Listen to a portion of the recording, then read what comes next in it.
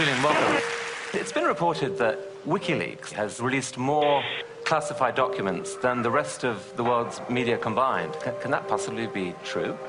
Yeah, can it possibly be true? It's a worry, isn't it? That the rest of the world's media is doing such a bad job that a little group of activists is able to release more of that type of information than the rest of the world press combined. Picking up the wounded. Yeah, returning information, engage. Light them all up. Come on, fire.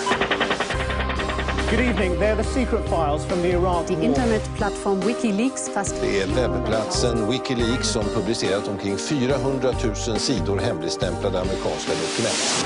WikiLeaks have made public the most extensive classified military and diplomatic material ever. What they've released is challenging and provoking governments with skeletons in their cupboards all over the world. We should condemn the disclosure of any classified information by individuals and organizations. The people who are in power will not give that power away freely. That is just unfortunately a fact of nature. The Defense Department demands that WikiLeaks return immediately all versions of documents obtained directly or indirectly from the Department of Defense databases or records. It's only now that the true story behind the development of this closed organization is coming to light. But while the world's discussing whether Assange is a rapist or a saint, WikiLeaks continue to pursue their own political agenda. Every release that we do of material has a second message, and that is we set examples. If you engage in immoral, in unjust behavior, it will be found out, it will be revealed, and you will suffer the consequences. What we have here is a new breed of rebel, IT guerrillas without a national base. Student digs, coffee bars and server rooms, these are their command and control centers spread all over the world, and the battle's already started. The general in charge of 120 Defense Intelligence Agency personnel targeting this institution and its products.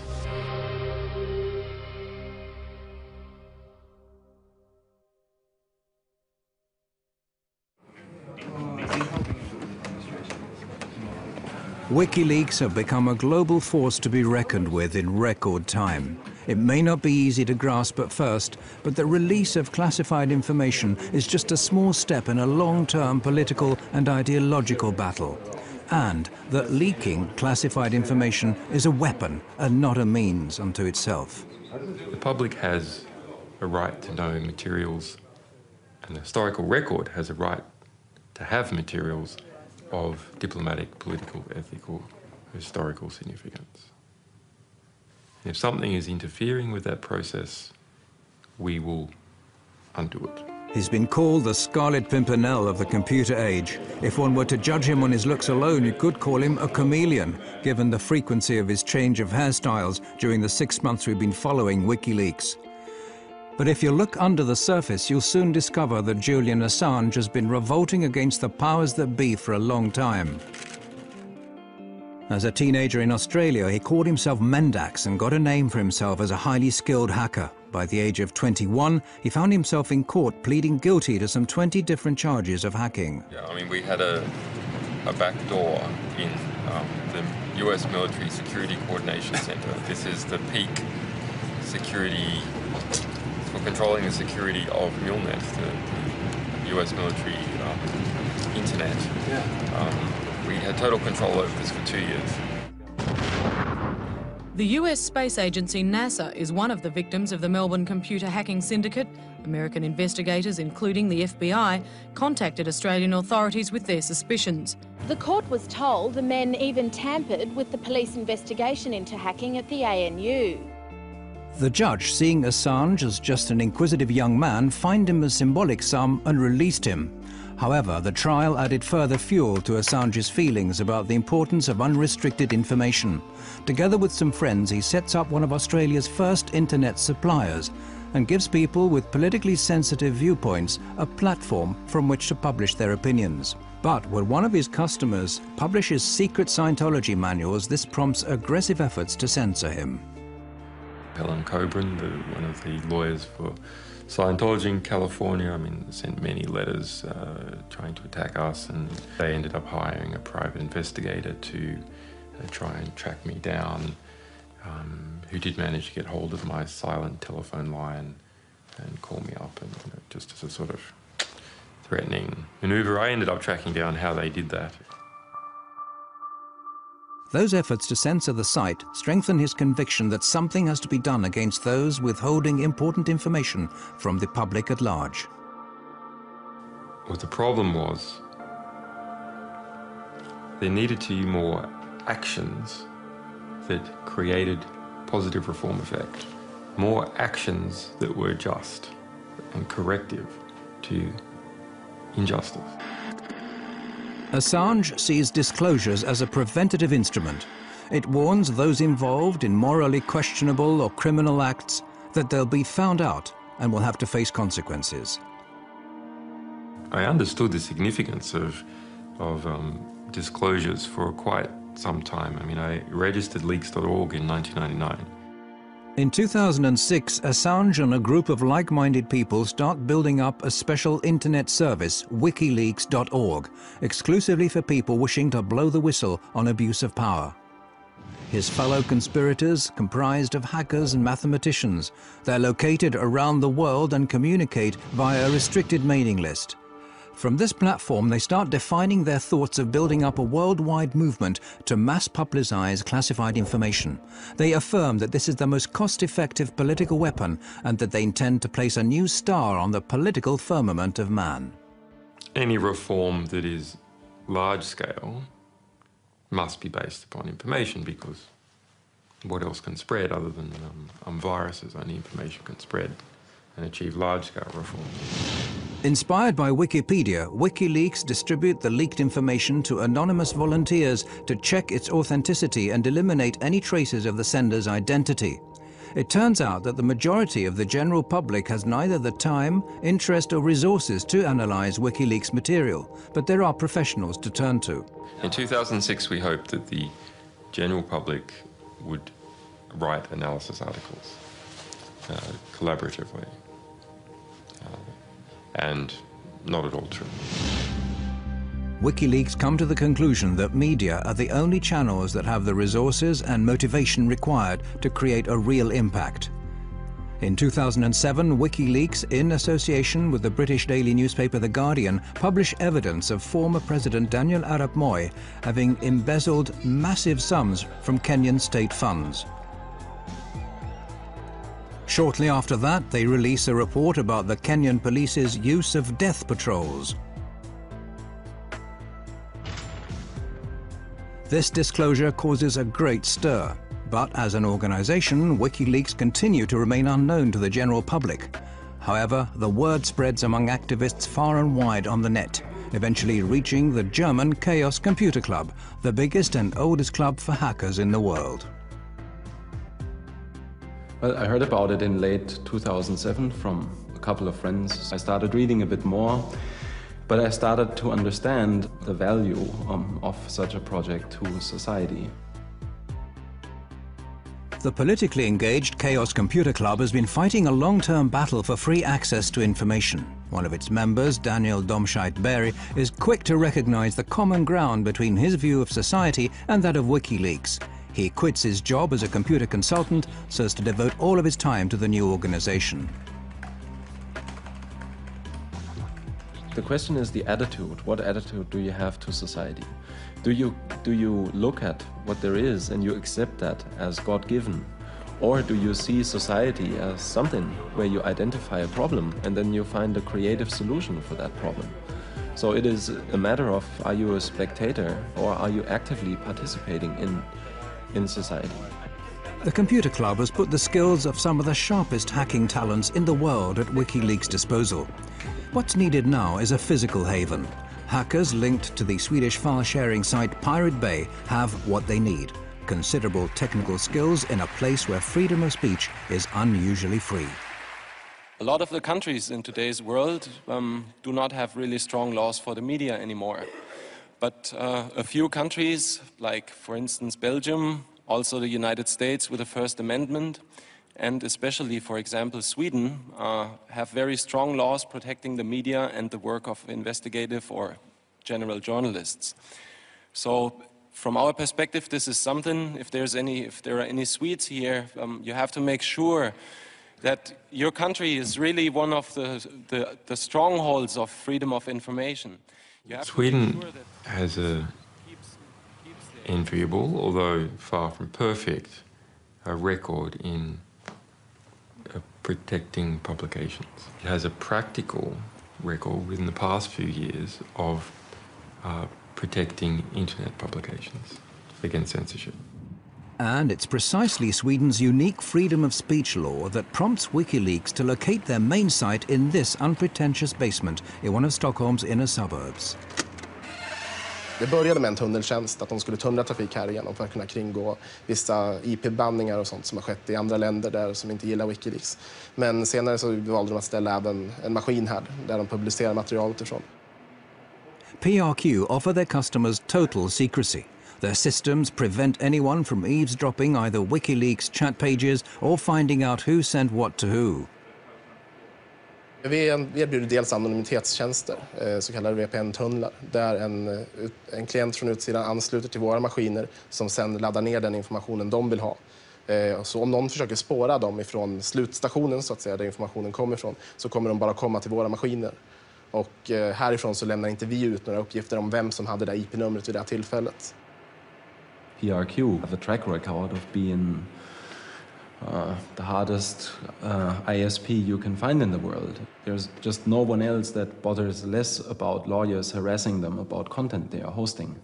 And it's just the attitude that, let's say, works very well with what WikiLeaks was set out to do. Här är vår serverhall. One reason why WikiLeaks need PRQ is that their operations are protected by Sweden's strict freedom of expression laws. Laws which PRQ exploit to the full. Vi accepterar allting som faller under, som är lagligt enligt svensk lag. Så accepterar vi precis allting. Oavsett hur omoraliskt eller förkastligt det kan vara i övrigt så väljer vi att inte göra några moraliska bedömningar. Det är en informationsbomb som står och väntar istället för de konventionella vapnen. Och förhoppningsvis så kan den här informationen på något sätt stoppa några av de konventionella vapnen. Det är min förhoppning. And we aren't talking about any old information. It's from these servers at PRQ that WikiLeaks has, for example, made public a manual from the United States Guantanamo Bay Detention Center. A military manual leaked on the internet is revealing details of the way terrorist suspects are being treated at the U.S. naval base at Guantanamo Bay in Cuba. It tells of the use of solitary confinement and humiliation to break down the detainees mentally. Human rights groups have for years been asking the US administration for access to this manual. If you censor important material of this type, we're not just going to criticize you. We're going to take the material that you tried to censor and we're going to spray it all over the world. And we're going to stick it in our archives in a way that's never going to disappear. Encourage everyone to get copies of it. WikiLeaks' battle against censorship knows no geographical frontiers. The next step is to publish an internal report commissioned by the multinational trading company Trafigura, who are alleged to have dumped toxic waste in the Ivory Coast that caused tens of thousands of people to seek medical care. The Guardian newspaper was going to produce a big story on this, and as a result, they were gagged. The company obtained a secret order in court to gag all the press in the UK from reporting anything related to the content of that report and the fact that they had been gagged. In the US, hackers discover that the Republican presidential candidate Sarah Palin is apparently bypassing US transparency laws by using a private email account to conduct government business. WikiLeaks publishes her messages. After just 2 years, the site's made public over 1 million secret documents, but WikiLeaks as an organization continues to be largely shrouded in secrecy. Only Julian Assange and Daniel Domscheit-Berry appear in public, the latter under the pseudonym Schmidt. Okay, hello everybody. My name is Daniel Schmidt, this is Julian Assange. We're here to make a short presentation about the WikiLeaks project. According to The National, which is something that we are kind of proud, it's one of the last quotes we had. So The National has said that we have produced more scoops in our short existence than the Washington Post in the last 30 years.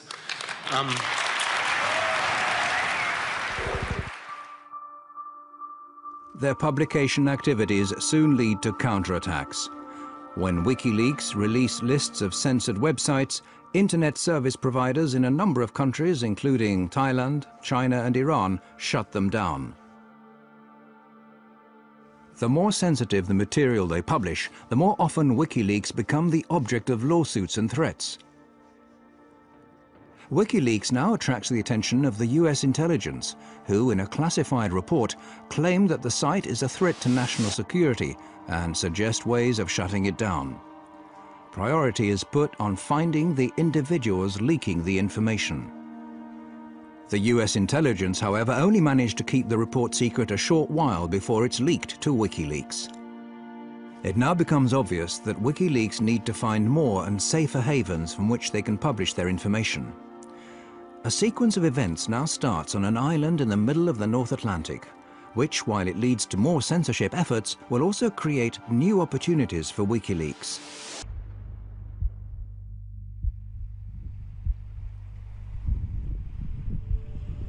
October came, October 2008, and the Icelandic banking system imploded. It lost 17/18 of its mass over the course of about a week or two. It was essentially one bank per week went bankrupt. WikiLeaks obtained material that show how Iceland's catastrophic bank collapses were partly due to cronyism or favoritism, carelessness and secretiveness. When this highly detailed document is put out on the net, the bank launches a counterattack. Well, the first time I heard of WikiLeaks was in the beginning of August 2009. I was working as a reporter for the state television when I got a tip that this website had an important document just posted online. The document was the high-exposure loan book for the failed Kaupthing Bank. It was essentially all of the regulators had been derelict in their duties. All of the bankers had been lying about the actual state of affairs. The bank's management react in panic to the revelations and in a desperate move forced the Icelandic judiciary to resort to extreme measures. I was the first one actually to break that story. But the bank reacted in a manner that was quite interesting.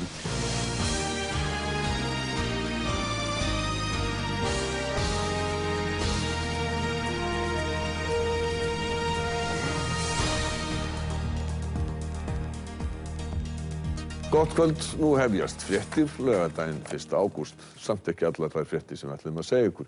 They got a gag order on the state television, actually the first and only one in the history of the Icelandic state television news department.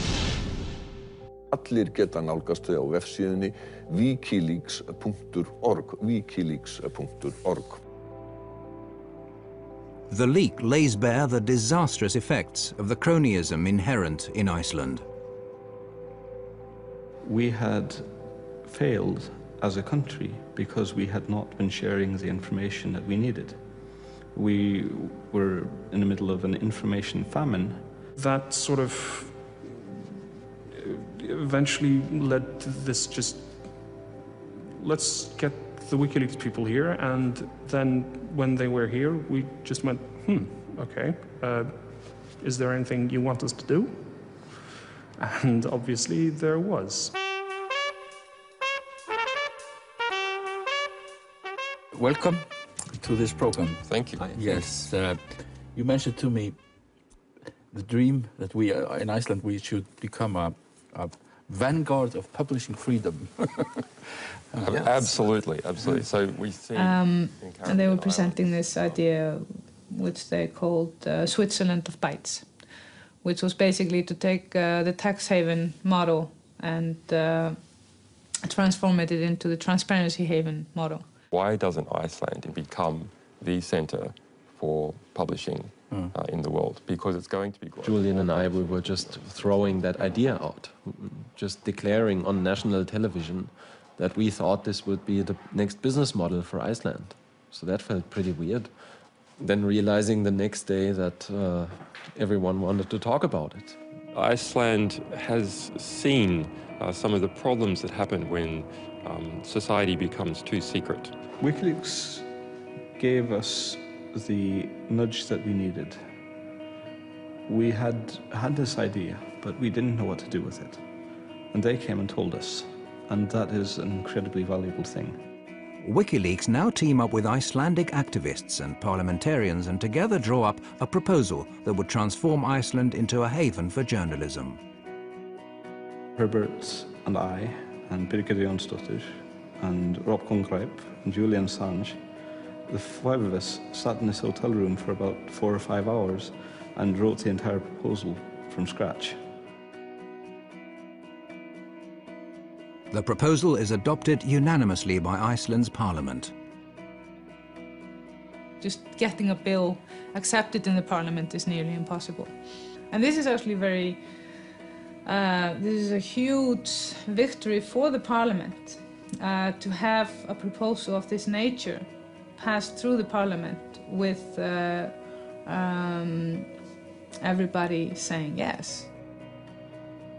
It's also a victory for WikiLeaks, who are now not only using disclosures as a weapon, but also directly influencing freedom of expression laws. The entire hacker world behind WikiLeaks is growing increasingly confident that their visions will lead to an improved society. Well, I think people that are dealing with systems, and technologically oriented people are dealing with systems, they understand systems pretty well. And if you look at society, that's just yet another system. The people involved with WikiLeaks are exactly the same as me and the other people who are fighting this fight, in that they are information activists first and foremost. They believe in the power of information and power of knowledge, and the importance of allowing everybody to have both of those.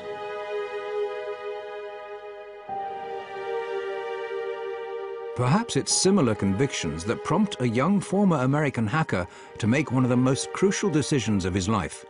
Bradley Manning, serving as an intelligence analyst with the US Army in Iraq early 2010, has, just like millions of other Americans in the military or civil service, access to a massive database of classified information. He discovers indications of crime and corruption and tells another hacker, Adrian Lamo, about it.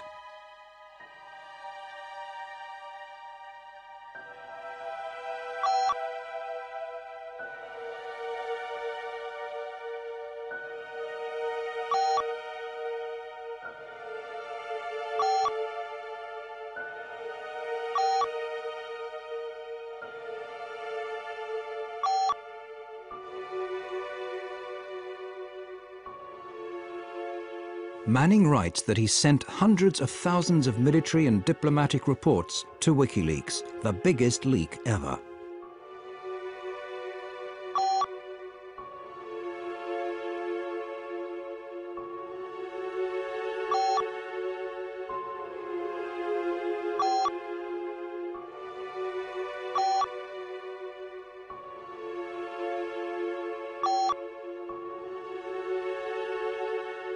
Manning puts his faith in WikiLeaks. However, Lamo reports their chat to the military. Manning now risks a 52-year jail sentence. Many of the facts are still unclear. One thing is certain. At this point in time, WikiLeaks received documents with the same material that Manning is charged of having leaked. We make a commitment to our sources that we will represent their material to the public to the best of our ability and achieve maximum political impact for the risks that they take. WikiLeaks are in possession of explosive material, too big in fact for them to handle alone. Assange decides to stake all of his resources in one move. we were sitting at a cafe in Reykjavik, and he basically just flipped over his laptop and told me, well, you gotta see something very interesting. I was quite shocked. This was something that I recognized instantly as extremely important and strong material. This is what the crew of an American attack helicopter see while out on patrol in Baghdad. See all those people standing down there? There's a group of men on the street below. Two of them work for the international news agency Reuters. The driver, Saeed Shma, and the cameraman, Namir Noor Eldin. What annoys me the most is when people abuse their power and harm innocents, and they didn't actually need to do it. Hotel 26, this is Crazy Horse 18, have individuals with weapons. 4 radio. Request permission to engage. Roger that. We have no personnel east of our position. For me, personally, somebody that had spent so much effort into try to stop this war, that at least if this would be shown to people, that it might give people enough motivation to try to stop the next one. All right, we'll be engaging. Roger, go ahead. I can't get them now because they're behind that building. What shocked me with the video was the how the high resolution, the quality of it, the excessive use of force to shoot people with hollow 30mm bullets that are designed to penetrate armored vehicles and tanks, basically shot to pieces. Let me know when you gather. Or shoot. Light them all up. Come on, fire. Hey, Roger. Keep shooting. Keep shooting.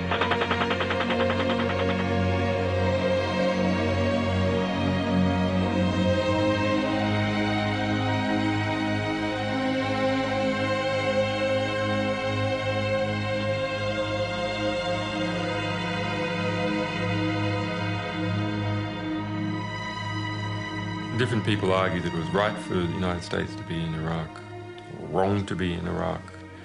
But nonetheless, in this incident, even if you argue that it was right for the United States to be in Iraq, even if it was right for them to be in that suburb at that time with a helicopter overlooking this wounded man crawling the street, it was not helpful for the United States for that wounded crawling man to be shot.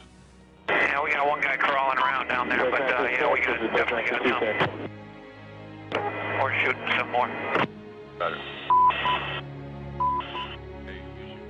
The Reuters employee, Saeed Shma, has been seriously wounded. He's getting up. If he has a weapon down in his hand?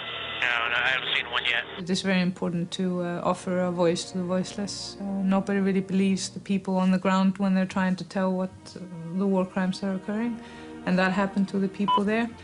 So I offered to help with this in any which way possible. Bushmaster, Crazy Horse, we have individuals going to the scene. Looks like possibly picking up bodies and weapons. Let me engage. Hey, we need to stop that. We need down there. We need to stop that. Do you see my location? To engage. Picking up the wounded. Yeah, we're trying to get permission to engage. Come on, let us shoot. A father driving his children to school catches sight of the injured man and stops to help him.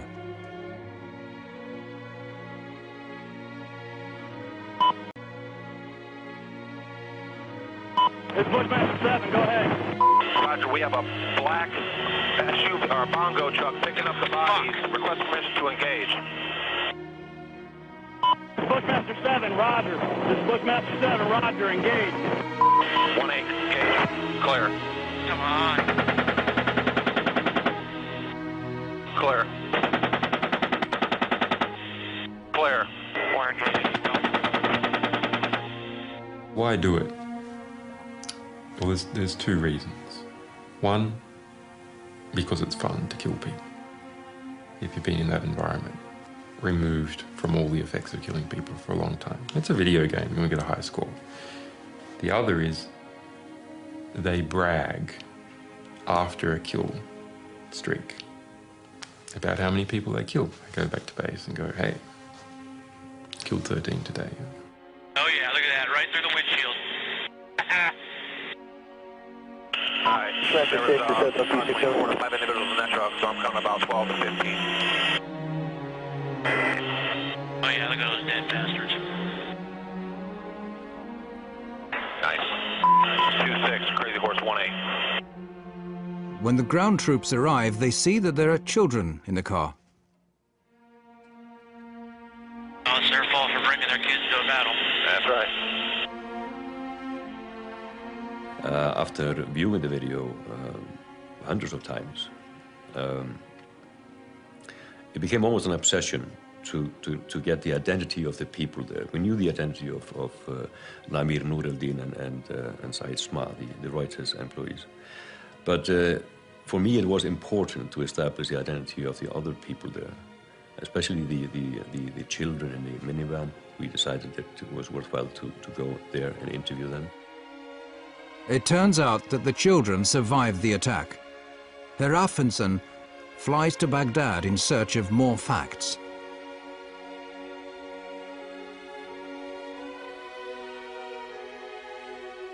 Gerist hér á þessu horni í Al-Amin-hverfinu í austurhluta Bagdad 12. júlí 2007. He traces the whereabouts of the children and shows the helicopter film to the victim's family. يعني يشيل أطفال بالسيارة يعني مسلح هذا ويشيل عائلة يعني ينزل يشوفه يفتح الباب غير هو كاميرات عنده وطيار وهاي غير يشوف يعني مشاعره.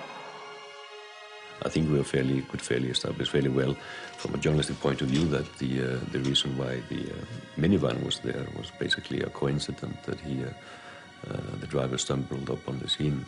He was driving his kids to a tutorial. يعني زوجي ما سوى شيء غلط، نقض جريح بأنه هو يساعده، بس كانوا أطفاله وياه بالسيارة. يعني شنو مشاعره؟ شو أقول؟ شنو ذنبه هو من ضربوه وجهاله وياه بالسيارة؟ يعني ما لهم كل ذنب. On the 5th of April 2010, WikiLeaks publishes the collateral murder film. The impact is no less than extraordinary. Disturbing footage apparently showing civilians being killed by the US military in Iraq. It was leaked from within the defense community to a website. Ja, det var på sajten WikiLeaks som den här kontroversiella videon lades ut. WikiLeaks har kallats en maktfaktor i det nya medielandskapet. Och vissa menar att det här är... By putting all their resources into the helicopter video, WikiLeaks have managed to attract the attention of some of the biggest players in the news business.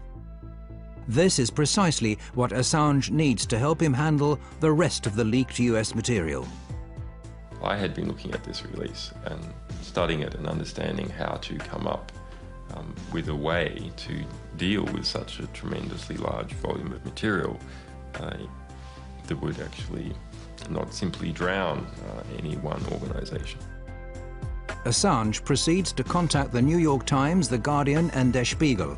He manages to persuade the chief editors of these globally respected papers to publish his material in a coordinated fashion, with Assange pulling the strings. What is new is us enforcing cooperation between competitive organizations that would otherwise be rivals to do the best by the story, as opposed to simply just doing the best by their own organization. In late July 2010, the Afghanistan reports are published at the same time and day. En av militärhistoriens största informationsläckor väcker starka reaktioner. Well, one of the biggest leaks in US military history has exposed several cover-ups over the war in Afghanistan. The real story of this material is that it's war. It's one damn thing after another. The publication of the material is met with praise as well as strong criticism. The Defense Department demands that WikiLeaks return immediately to the U.S. government all versions of documents obtained directly or indirectly from the Department of Defense databases or records. For the first time, WikiLeaks are now facing criticism that they find hard to respond to. The material includes the names of civilian Afghanis, putting them at risk of being targeted by the Taliban. The battlefield consequences of the release of these documents are potentially severe and dangerous. Mr. Assange can say whatever he likes about the greater good he thinks he and his source are doing, but the truth is they might already have on their hands the blood of some young soldier or that of an Afghan family. Releasing classified material can be very risky, but Assange says that the end justifies the means. We would have had to have released all this material without separating out any of it, or released none. The value, the extraordinary value of this historic record to the progress of that war and its potential to save lives outweighs the danger to innocence. WikiLeaks now takes steps to avoid making the same mistake again. Their next publication, 400,000 military reports from the Iraq War, are painstakingly edited and names removed. They also start reinforcing their network of experienced journalists. Hey. Okay, so two spicy mentally beans. How are you? Ian Overton is editor of the independent London-based Bureau of Investigative Journalism, who are now going to analyse the material and produce their own documentaries. It was a frantic rush of getting the best people we could on board, and we drew up a team of 25 people over a weekend, and my phone went red hot calling people. It was Saturday night in the middle of August, and about sort of 5 or 6 of us at the Bureau met with Julian. About an hour later, I ended up sort of leaving the place with a USB stick full of 400,000 classified military documents. The material is essentially an encyclopedia of this war, with reports issued day by day, hour by hour, corpse by corpse. Absolutely unfiltered. These are the reports written by people on the ground straight afterwards. It's kind of the day-to-day war through their eyes. And that's new. We haven't been able to do that before, ever, really. The material tells of tens of thousands of civilian casualties, figures that the US have withheld to date. And the widespread practice of torture that the US said they'd put a stop to is still being practiced by their Iraqi allies.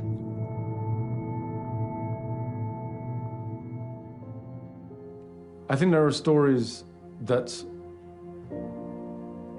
cause you, to be filled with grief. Some are incredibly harrowing. I mean, you do have children tortured to death or shot in front of parents, and it's not material you can read and not be affected by.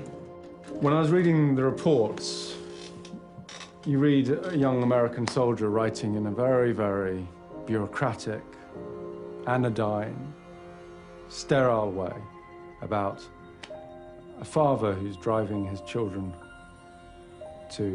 back home, and he's going too fast, and they open fire at the car. And the father, fearing that his children will be hit, calls all his children to lie on the floor. All of the children are killed, 3 children.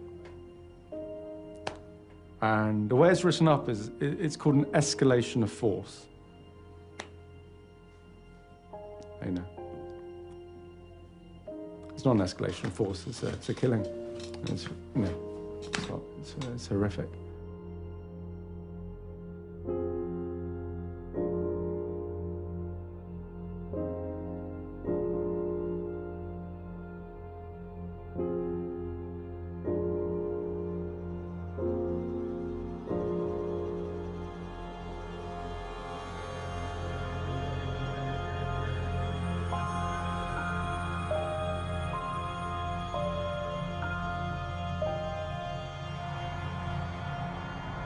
This is anything truly new in war. War is hell. Awful things happen.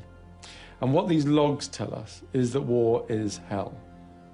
They don't hide from the truth. They're not spun by a military spin doctor talking in an air-conditioned conference room in the green zone.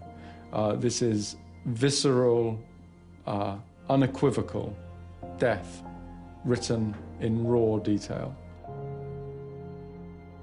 109,000 lives lost over the course of these reports. We're all doing what we can in something so huge that people can and hopefully will study this data for years. This is worth telling, this is worth getting out there. The lack of respect for human life runs like a common thread through the material. These images are of a helicopter crew who have just received orders to bomb a building where 3 enemy soldiers are thought to be hiding. If you'd like Crazy Horse 1A to put up missile on that building. A passerby suddenly turns up. But the crew don't wait. You lost a missile. The crew could have waited until the man had passed. This is perhaps a measure of how human life was valued in Baghdad. Private cars being pursued by an attack helicopter.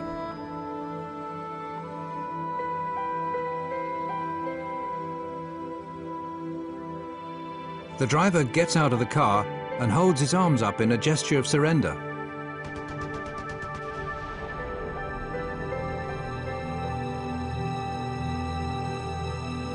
The more horrific the discovery the investigators in London make, the more they get the feeling of being threatened. It gradually becomes obvious that someone's watching their office. I do know that I'm being listened into and monitored by forces, I don't know. I've received strange text messages from anonymous sources. I've received death threats, and they're not very nice, clearly. And particularly the one that talked about my children. I just think that was a bit unnecessary. There's op-eds in the Washington Post saying that our personnel should be kidnapped from Europe. Our sources, one alleged source, executed. Similar statements by right-wing members of the US Congress. In Washington, the influential public figure Christian Whiten is agitating for the indictment of WikiLeaks members, saying they should be treated as terrorists. There also has to be a clear punishment for people who engage in what I would consider a form of espionage, a form of political warfare. It's not an act of journalism or transparency, but an act of political war against us. The US ups its efforts to stop WikiLeaks. The payment service providers, money brokers, closed down WikiLeaks' account. American hackers suspected of having links to WikiLeaks are detained, questioned, and have their computers confiscated. At the end of the day, things involving the web, I think you find, are less mysterious and new than may meet the eye at first. If you just go beyond, I'd say, the surface, you'll find telecommunications companies that are hosting the servers or hosting the companies that in turn host this information and have made this possible. You'll find banks that provide banking services to these people. You'll find landlords who provide rent to the individuals involved. So to that extent, I'm pretty sure you can peel back the onion and find exactly what this organization is, where it conducts its activities, and which jurisdiction it's subject to most directly. However, the stronger the attacks, the greater the support WikiLeaks receive. Julian Assange has been without a fixed address for several years, but wherever he lands, activists are on hand to offer him a place to sleep and their services free of charge. People love the idea of an out-of-control investigative journalist who's trying to take on governments. The story of some quasi-romantic, fleet of foot, Scarlet Pimpernel character in the form of Julian Assange darting in the cyber shadows. It's very appealing. I am very pleased to be amongst so many people I can respect I don't think I have ever been... Assange is an ideal media figure. He's been portrayed as the Lone Ranger of the information age. Who to? Arnie. You are the only one which is sounding like a pure angel. Me? Yes. A pure angel? Yeah, That's just the hair. Praise and prizes have been poured over WikiLeaks. Time magazine has included Assange on a shortlist for the world's most influential man. You should remember Solzhenitsyn's words that in the right moment, one word of truth outweighs the world. But all is not quiet on the WikiLeaks front. Assange is aware that the Iraqi material that's shortly to be released will generate even more anger. In August, he travels to Sweden. He applies for a residence permit to obtain the protection of the world's most extensive freedom of the press law. Kväll, ja, efter dagar av spekulationer så kan en rapport nu avslöja att Piratpartiet tar över ansvaret för säkerhet och drift av sajten WikiLeaks dataservrar. Does this mean that WikiLeaks is becoming even more Swedish? I hope so. To start with, everything goes well. Julian Assange is welcomed with open arms. He's invited to major political and trade union venues. And there are calls that he should be awarded the Nobel Peace Prize. Julian Assange gör en blixtvisit i Stockholm och när svenska medier får höra om besöket börjar telefonerna gå varma. Ingen vill missa mannen bakom sidan som gjort fler avslöjanden under sin 3-åriga livstid än vad många nyhetsredaktioner tillsammans lyckats med under årtionden. A couple of days later, the picture changes dramatically.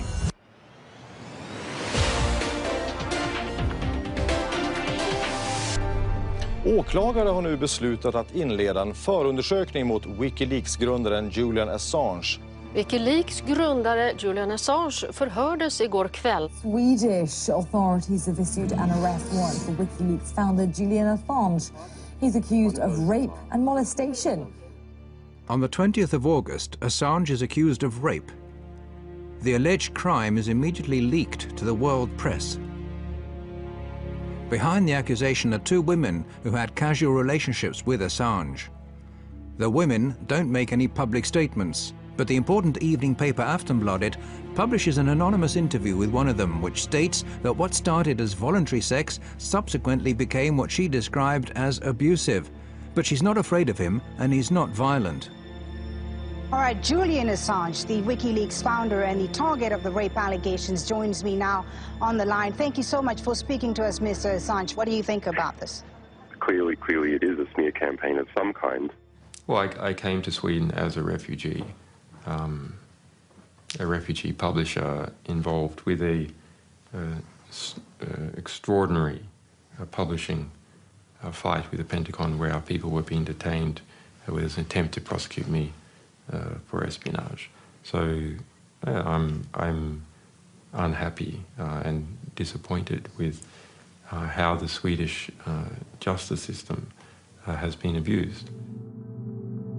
Assange says he never forced anyone to have sex and that the judicial system has been misused. He implies that he's a victim of personal revenge and US pressure. That troubled a lot of us that had worked with the organization, the way this case was mixed with WikiLeaks. The way, of course, there must have been a party at the American embassy in Sweden when they read these news. It's like, yes, we don't have to do anything except just to pass this on. But whatever the truth is, a shadow has now been cast not only on his but also WikiLeaks' name. The rape allegations lead to a storm of protests from WikiLeaks. WikiLeaks has become the sensation because the 2 last big scoops, and the only scoops that have been actually played into the hands of the mainstream media, are sort of WikiLeaks versus the US or Julian Assange versus the Pentagon. This is not what WikiLeaks is about. It is a site that focuses on all sorts of leaks from all over the world. It has weakened the organization. That is my perception. Too much focused on one person, and one person is always much weaker than an organization.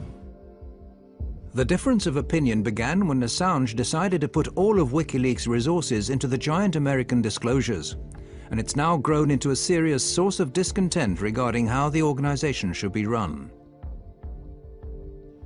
I think the wisest thing to do would have been to do this slowly, step by step, to grow the project. That did not happen. What happened was to pick out the biggest releases, to release these, to put all effort, all resources, everything we had into producing these releases. Other voices join in the criticism, some through anonymous media interviews, and now it's Assange's turn to look for leaks. This is an extract from a chat between Domscheit Berry and Assange.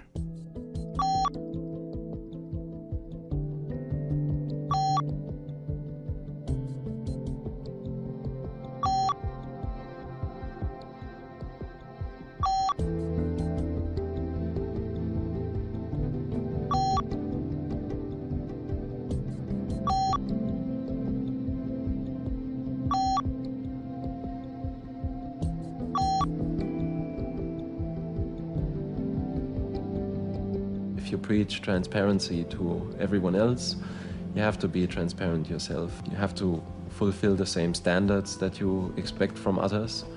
And I think that's where we've not been heading into the same direction philosophically anymore. The argument ends with Daniel and several others quitting WikiLeaks. Eventually this ended with me arguing with Julian about basically his dictatorial behavior, which ended in Julian saying to me that if I had a problem with him, I could just piss off, I quote. Those who quit the organization build up their own site on the quiet, OpenLeaks, to be run without an authoritarian editor and serve purely as an online distribution service, helping people deliver material anonymously to the media. OpenLeaks is a technology project that is aiming to be a service provider for third parties that want to be able to accept material from anonymous sources. Well, I'm inclined not to talk too much about the few people that have decided that their interests are not with the WikiLeaks anymore. But what I hear is that some of the people are contemplating to open up their own website with the same ideal as WikiLeaks, and I think that's an excellent idea, and I wish them well. I think it's the more the better. WikiLeaks continues to pursue its set strategy, which leads to massive media reaction when the next part of the material is published. I can't think of any case where a satellite news channel, the BBC Radio World Service, terrestrial channels and broadcasters and the internet are all going to go at the same time on a story. This disclosure is about the truth. They're the secret files from the Iraq war. Internetplattform WikiLeaks. Det är webbplatsen WikiLeaks som publicerat omkring 400 000 sidor hemligstämplade amerikanska dokument. So let me just say, with regards to the allegations of not intervening when coming across detainee abuse, not true. The Iraq leak hits the headlines around the world. Thanks to Assange's strategy, the leak has a huge impact and greatly boosts WikiLeaks' resources. Now 40 volunteers are brought in to work more or less full-time for the organization, with another 800 people available for specific tasks. WikiLeaks are well into planning the release of future disclosures. But first, there's still the final part of the US material to be released. For this latest release, we have chosen a different methodology. We have tried to pull it out over time, rather than having it all go out in one hit. This time, however, the new material contains disclosures the consequences of which are far harder to assess than previous releases. Nu är de ute, de första av tusentals handlingar med hemlig amerikansk diplomatpost. The United States strongly condemns the illegal disclosure of classified information. In a storm of criticism, WikiLeaks are accused of threatening world peace. Are they and their media partners sufficiently competent to gauge the consequences of releasing hundreds of thousands of diplomatic dispatches, covering everything from nuclear reactors in Iran to Saudi Arabian domestic policy? Or is it again a matter of the end justifying the means? For Christian Whiten, things are much simpler than that. I think Mr. Assange is actually waging political warfare, too. He's not using weapons, but he's not using purely soft things either, like words. He's using information, wielding information against us, if you will. That, to me, is what political warfare is. By and large, WikiLeaks is a force for good. I think you can't just be absolute on this. WikiLeaks is very, very powerful, and I think one has to be cautious of anything that's very, very powerful in life.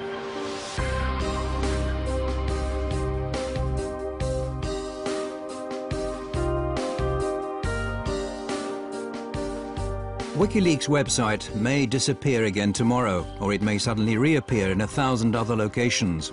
History is still in the process of being written, and the rape allegations are a long way from being settled. One thing's clear: whatever happens, WikiLeaks have sown a seed, a thought that's impossible to erase. It's about new ways and new channels of disseminating classified information that'll have a profound effect on transparency, not only on the net, but in a broader global dimension. Well, what I really learned in the last 3 years is that a difference can be made bottom-up and not only top-down. Information does not respect borders. States are going to have to rethink how they approach information. Any state which fails to do this will cease to exist. Well, if we're going to have a military and a defense policy, it's predicated on having information that is controlled. Of course, we're a democracy. We're one of the most open countries, I believe, in the history of the world. But information has to be protected in certain circumstances and denied to the public. Democracy without transparency is no democracy. I mean, that's just an empty word.